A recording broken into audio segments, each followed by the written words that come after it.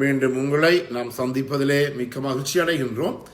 நான் இலங்கையில இருந்து பதுளை போதனா வைத்தியசாலையில இருந்து வைத்தியர் கிருஷான் வேதநாயகம். நாங்கள் பார்த்து கொண்டிருக்கின்ற விடயம் ஆண்களுக்கு ஏற்படுகின்ற இரக்டைல் டிஸ்ஃபங்க்ஷன், ஆண்குறி விரைப்பு அடைய முடியாத தன்மை. அடுத்ததாக ப்ரீமெச்சுவர் எஜக்குலேஷன் என்று சொல்லப்படுகின்ற விந்து முந்துதலுக்குரிய காரணங்களை பற்றி எல்லாம் பார்த்து கொண்டிருக்கின்றோம். வெளியூர் அன்பர்கள் நேரடியாக தொடர்பு கொள்ள விரும்பினால் 009477356245 மூலம் தொடர்பு கொள்ள முடியும். உள்ளூர் அன்பர்கள் 0777356245 மூலம் தொடர்பு கொள்ள முடியும். நான் போன நிகழ்ச்சிகளை பார்த்த போது, அதாவது எங்களுடைய நரம்பு மண்டலத்தை நாங்கள் ஆரோக்கியமாக பேண வேண்டும்.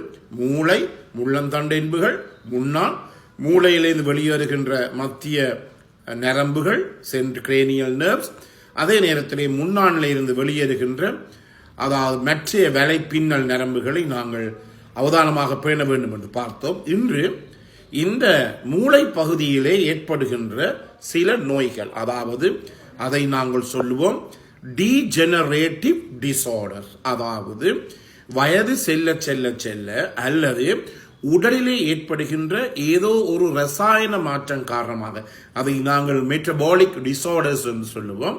ரசாயன மாற்றம் காரணமாக மூளைக்கு ஏற்படுகின்ற பாதிப்பு அல்லது மூளையிலே இருக்கின்ற மூளை கலங்கள் அழிவடைகின்ற நிலை, அதை நாங்கள் டீஜெனரேட்டிவ் டிசார்டர்ஸ் என்று சொல்லுவோம். மூளை கலங்கள் அழிவடைகின்ற நிலை டீஜெனரேட்டிவ் டிசார்டர்ஸ் என்று சொல்லுவோம். இதிலே நாங்கள் பார்க்கின்ற போது பல நோய்கள் வருகிறது. முதலாவது நோய் என்ன? மல்டிபிள் ஸ்க்ளிரோசிஸ் எனப்படுகிற நோய்.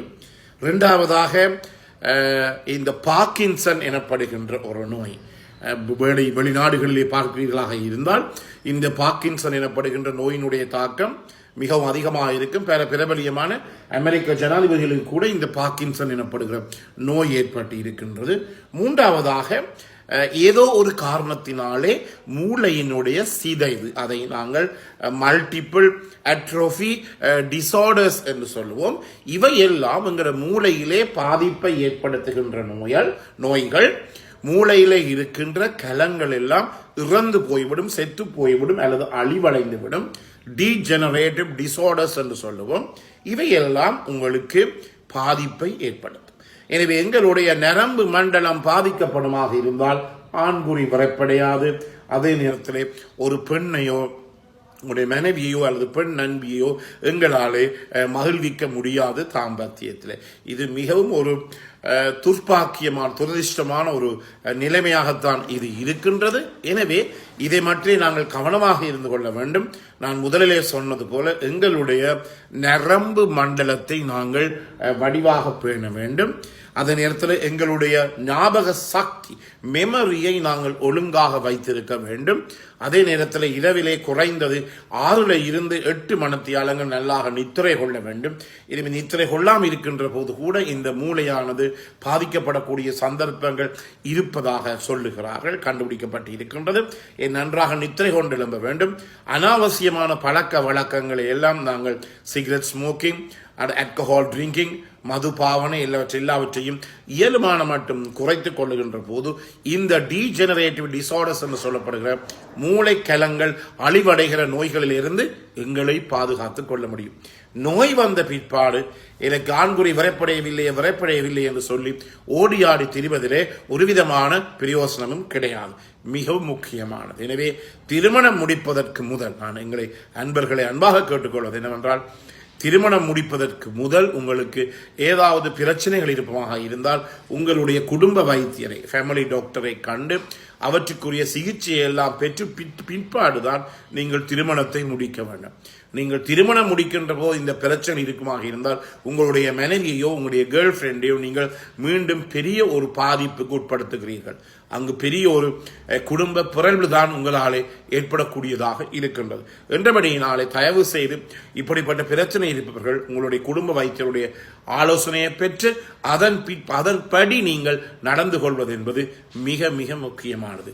கடைகளிலே விற்கப்படுகின்ற அங்கும் இங்கும் சொல்லப்படுகிற பூசு மருந்துகள், ஜாமுகள், அதே நேரத்திலே பல குடிசைகள், பார்மசிகளில் விற்கப்படுகிற குடிசைகள் எல்லாவற்றையும் பாவித்து உங்களுடைய உடலை நீங்கள் கெடுத்துக்கொள்ள வேண்டாம். ஒரு வைத்தியரினுடைய ஆலோசனைப்படிதான் இவற்றை எடுத்துக்கொள்ள வேண்டும். இல்லாவிட்டால் என்ன நடைபெறும் என்றால் உங்களுக்கு பாதிப்புகள் ஏற்படுமே தவிர அதன் மூலமாக ஒரு விதமான பிரயோசனமும் கிடையாது. பல பேர், நான் நினைக்கின்றேன் 199% என்னுடைய நிகழ்ச்சியை பார்த்து கொண்டிருப்பது ஏறக்குறைய இப்போது வியூஸ் 10 லட்சத்தை தாண்டி விட்டது. எனவே இவ்வளவு பேர்களே 199% தொலைபேசி எடுத்து சொல்வது என்ன, டாக்டர் நான் அந்த கடையிலே வேண்டி குடித்தேன், இந்த கடையிலே பார்மசியிலே மருந்துகளை வாங்கி குடித்தேன், ஒரு விதமான பிரயோசனம் உங்களுக்கு ஏற்பது கிடையாது என்றுதான் அவர்கள் சொல்லுகின்ற ஒரு விடயமாக இருக்கின்றது. இதில் இருந்து நீங்கள் அறிந்து கொள்ள முடியும். எனவே இயலுமான மட்டும் உங்களுடைய குடும்ப வைத்திய ஆலோசனைப்படிதான் இந்த மருந்துகளை எடுங்கள். அடுத்ததாக இன்னும் ஒரு துர்ப்பாக்கியமான ஒரு நிலைமை என்னவென்றால், இந்த மூளையிலே ஏற்படுகின்ற கட்டிகள் அல்லது புற்றுநோய் கட்டிகள். இந்த மூளையிலே ஏதாவது ஒரு டியூமரோ அல்லது கேன்சரோ ஏற்படுகின்ற போது, புற்றுநோய் கட்டிகளோ ஏற்படுகின்ற போது அந்த கட்டி கொஞ்சம் கொஞ்சமாக மூளைக்குள்ளே விரிவடைந்து சென்று சுற்றி இருக்கின்ற இந்த மூளைக்கலங்களை பாதிக்கும். அதே நேரத்தில் சுற்றி இருக்கின்ற மூளைக்கலங்கள் சாகிறதற்கு அல்லது இறப்பதற்கு அது ஒரு முக்கிய காரணமாக இருக்கும். எனவே இந்த மூளைக்கலங்கள் இறக்கின்ற போது அந்த மூளைக்கலம் எங்களுடைய உடம்பிலே என்ன பகுதிக்கு பொறுப்பாக இருக்குதோ அந்த பகுதி பாதிக்கப்படும். வலது காலென்றால் வலது கால தொழிற்பாடு இருக்கும், இடது கால் என்றால் இடது கால தொழிற்பாடு இருக்கும், கை கால்கள் என்றால் கை கால்களினுடைய தொழிற்பாடும் இழக்கக்கூடியதாக இருக்கும். எனவே இந்த நிலைமையிலே நாங்கள் என்ன செய்ய வேண்டும், இதுக்குரிய சிகிச்சை மேற்கொள்ளுகின்ற போது அவர்களுக்கு அந்த மூளை கலங்கள் இறக்கின்றபடியினாலே, பாதிக்கப்படுகின்றபடியாலே அவருக்கு இந்த ஆண்குறி விரைப்படைய முடியாத தன்மை ஏற்படும். எனவே நான் மற்றவர்கள் நடத்துகின்ற நிகழ்ச்சிகளை விட வித்தியாசமா நடத்துவது காரணம் என்ன, மற்றவர்கள் என்ன அப்படி செய் இப்படி செய், இது பிரயோசனமே இல்லை. என்ன காரணங்களினாலே எங்களுக்கு பிரச்சனை ஏற்படுகிறது. எனவே மூளைக்குள்ளே கட்டி ஏற்படுவது எவ்வாறு நாங்கள் கண்டுகொள்வது? கண் ஒரு இடத்தை நாங்கள் பார்க்கின்ற போது 2 தெரியும். அதை நாங்கள் டிப்ளோபியா என்று சொல்லுவோம். ஏதோ ஒரு பொருளை பார்க்கின்றது 2 தெரியும்.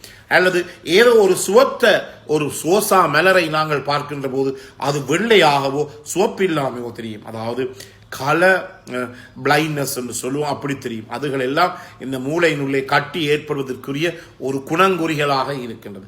அதே நேரத்தில் கொஞ்சம் தள்ளாடி ஒரு மயக்கம் மாறி வரும், அல்லது கொஞ்சம் நடக்கின்ற போது இம்பேலன்ஸ் என்று சொல்லுவோம், அதாவது தடுமாற்றம். நடக்கின்ற போது ஒரு மது குடித்து வருவதை போலத்தான் நாங்கள் நடப்போம். இவ்வாறு தடுமாற்றமாக இருக்கும். இவையெல்லாம் மூளையினுள்ளே கட்டி உருவாகி இருக்கிறது என்பதை உணர்த்துகின்ற காரணங்கள். இப்படி இருக்குமாக இருந்தால் உடனடியாகவே ஒரு வைத்திய உதவியை நாடி அதன் மூலமாக தலையை நாங்கள் எம்ஆர்ஐ ஸ்கேன் அல்லது சிடி ஸ்கேன் செய்து அதன் மூலம் விடுபட முடியும். இவ்வாறு விரைவிலே விடுபடுகின்ற போது அவர்களுக்கு இந்த பாலியல் ரீதியான தொழிற்பாடுகளை கூட சாதாரண நிலைமையிலே மேற்கொள்ளக்கூடியதாக இருக்கும். எனவே அன்பர்களே, இந்த நிகழ்ச்சியை கட்டாயமாக மற்றவர்களுக்கு அறிமுகப்படுத்துங்கள். அதே நேரத்திலே ஷேர் பண்ணுங்கள், லைக் பண்ணுங்கள். யூடியூப்ல இருப்பவர்கள் அந்த பெல் சைனை அல்லது மணி சின்னத்தை அமுழ்த்தி சப்ஸ்கிரைப் பண்ணுங்கள். டிக்டாக்ல தயவு செய்து மறக்காமல் ஃபாலோ பண்ணுங்கள். பிறந்திருக்கின்ற நாள் உங்கள் அனைவருக்கும் இனிய பொழுதாக அமைய அனைவருக்கும் பொதுவான இறைவனை வேண்டி விடைபெறுகிறேன். நன்றி, வணக்கம்.